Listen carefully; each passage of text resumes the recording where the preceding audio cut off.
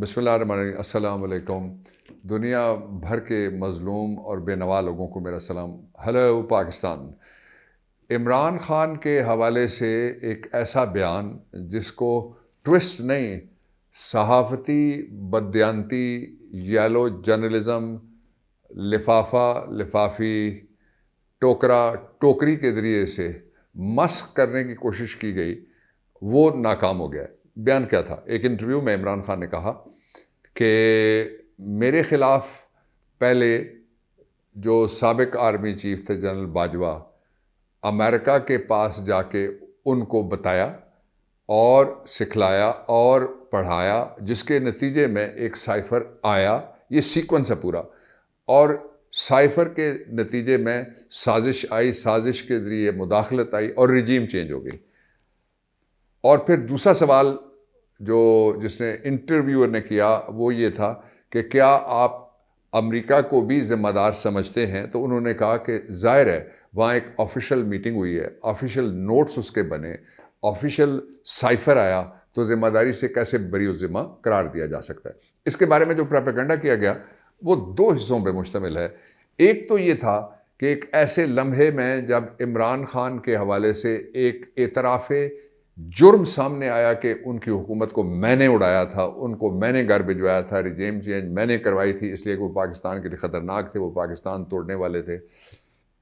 पाकिस्तान तोड़ने वाले की अभी तक तो रिपोर्ट ही नहीं बाहर निकलने दी गई। कहाँ है मुद्दुर रहमान कमीशन रिपोर्ट?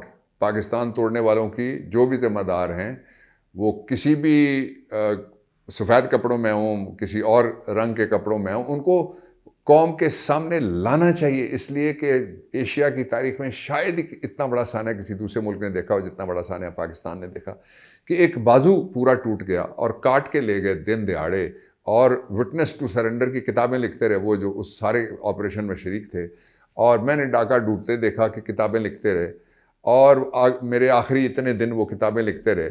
लेकिन वो किताब जो आपने खुद लिखवाई एक जुडिशल अथॉरिटी के साथ, उसको क्यों आप सामने नहीं आने दी? अगरचे वो इंडिया में से जाके बिक गई किसी तरीके से, और किसी ने बेच के वहाँ से उसको छपवा दिया था और वो बयान हो गई है। लेकिन पाकिस्तान के लोग अभी तक इंतज़ार कर रहे हैं। ये कर्ज़ है इस मादरे वतन का कि जिसने भी मशरक़ी पाकिस्तान को तोड़ा और जो उसमें हिस्सेदार रहा है, जिस तरीके से उन्होंने तरीक़ा वारदात इख्तियार किया, जिस तरीके से लोगों को बदनाम किया, जिस तरीके से लोग मुसल्ला होते रहे, जिस तरीके से आंखें बंद हुई, जिस तरीके से सरेंडर, वो सारे का सारा सामने आने के लिए बेचैन है, बेताब है। और इस मौके पे जब एक साबिक़ आर्मी चीफ बाजवा साहब ने यह कहा है कि इमरान ख़ान और उनकी पार्टी, क्या हम पाकिस्तान तोड़ने वाले हैं? तो इस मौके पे तो सामने आना चाहिए कि पाकिस्तान तोड़ने वाला कौन है, पाकिस्तान में किसने वो छुपा के रखी हुई है, और क्यों कैबिनेट डिवीजन उसको पब्लिक नहीं करता? इसको पब्लिक किया जाना चाहिए। एक पहलू इसका ये था। जो इसका दूसरा पहलू ये था कि उसके टाइमिंग्स इसी बहस को समेटने के लिए सिलेक्ट किए गए कि जनाब ऐसा एक इसमें से आप दरफुंतनी छोड़ें, जिसको पंजाबी में शुरली कहते हैं और जिसको पटाखा कहा जा सकता है, कि लोग उधर देखना शुरू कर दें, ओहो हो ये नई बात, कोई नई बात नहीं हुई। जो मौक़िफ़ था इमरान ख़ान का वो साबित हो गया कि उन्होंने दुरुस्त पहले भी कहा था, और उसका सीक्वेंस ये है, मैं फिर दोहरा देता हूँ कि यहाँ से कुछ लोग गए जिन्होंने कान भरे, यहाँ से कुछ लोग गए जो मेमो गेट वाले को उन्होंने एंगेज किया, यहाँ से कुछ लोग गए जिन्होंने जाके वहाँ पे लॉबिंग की, यहाँ से कुछ लोग गए जो सरकारी जहाज़ों पे जिन्होंने हमारे तेल लगाए, वहाँ उन्होंने इकॉनमी को भी तेल दिया, और वहाँ जाके जो बताया गया था उसके नतीजे में फिर एक बाकायदा ऑफिशियल मीटिंग हुई, और अमेरिका के तरफ से ऑफिशियल मीटिंग में जो धमकी दी गई थी वो यहाँ पाकिस्तान आई, और सारे लोग जितने रिटायर हो गए जो मौजूद हैं, जिन जिन ओहदों पे उस वक्त थे, वो सारे बैठे, और सबके सामने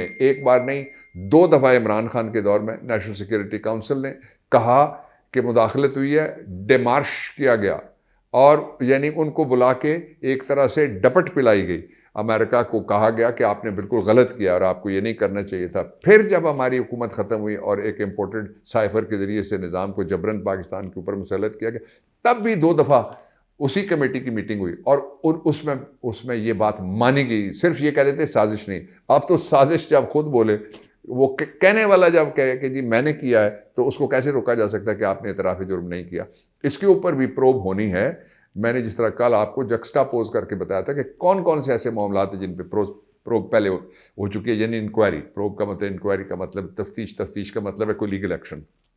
अब आ जाइए आप, इसका जो तीसरा और आखिरी पहलू है वो ये है कि पाकिस्तान में जो येलो जर्नलिज्म है वो डिस्क्रेडिट हो गया है। लोगों ने देखना छोड़ दिया, पढ़ना छोड़ दिया, सुनना छोड़ दिया।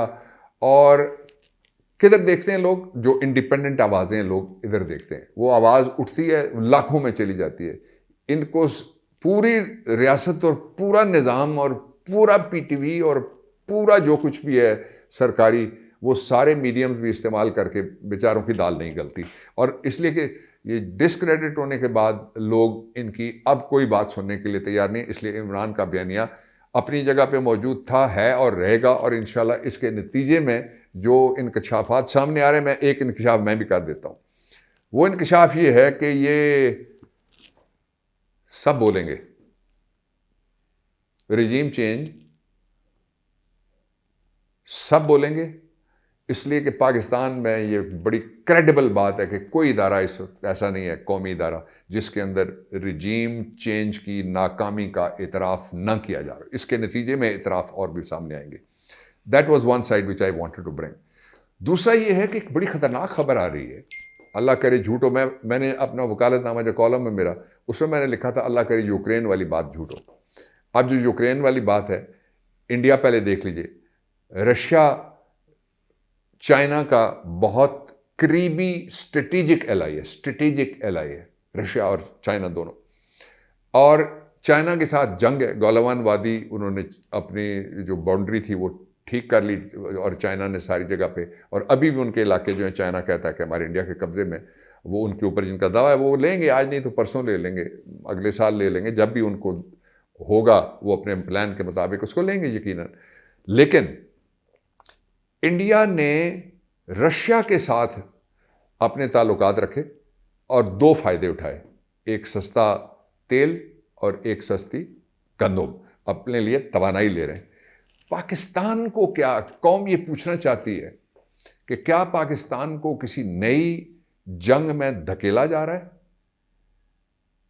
क्या पाकिस्तान जो कॉन्फ्लिक्ट है रशिया और यूक्रेन, उसमें हमारा कोई किरदार है? ये दूसरा सवाल है।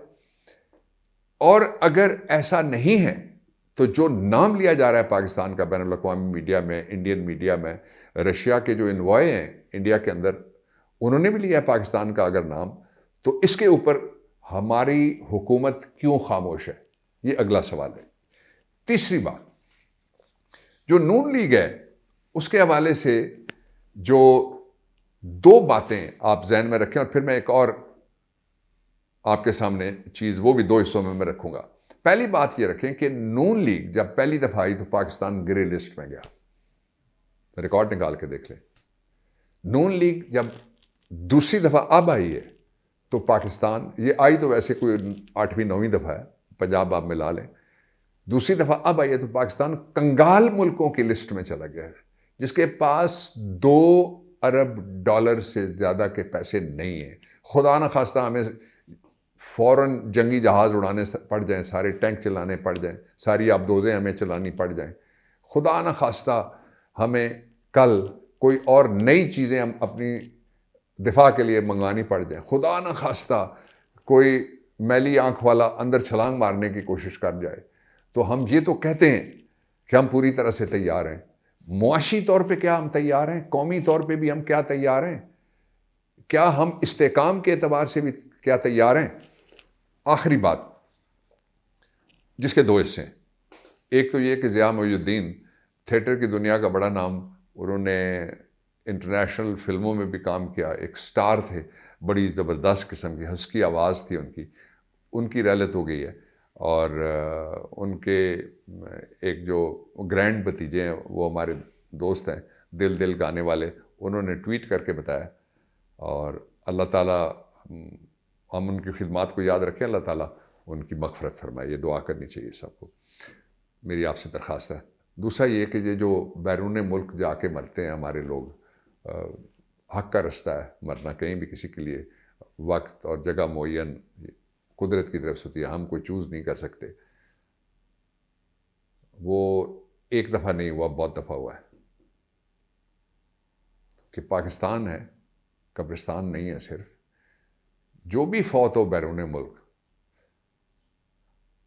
और उसके पास पब्लिक ऑफिस रहा हो, उसके असासे भी पाकिस्तान वापस आने चाहिए। इतना तो हक है ना पाकिस्तान का। पाकिस्तान जिंदाबाद।